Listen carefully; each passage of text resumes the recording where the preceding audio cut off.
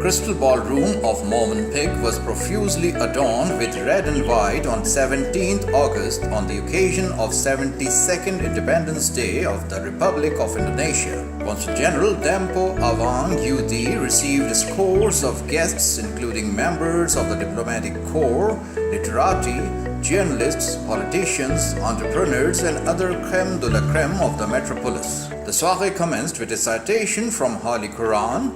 National anthems of two countries were played. Host Dempo Awang Yudi in his address drew a parallel between Pakistan and Indonesia in their struggle against colonialists. The Consul General pointed out that Indonesia was one of the first countries to recognize Pakistan that is now an important trading partner. Chief guest Governor Sindh Mohammad Zubair, while highlighting the brotherly relations between the two countries, noted that Indonesia has always supported Pakistan at international forums.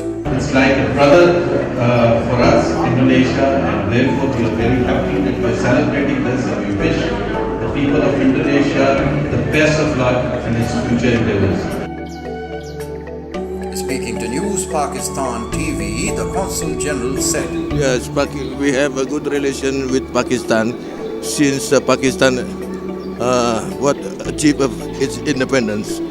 And after that, Pakistan is also opened its embassy in Jakarta in 1950. That's why our historical background is good for our relationship, especially in trade, economic, and socio-cultural.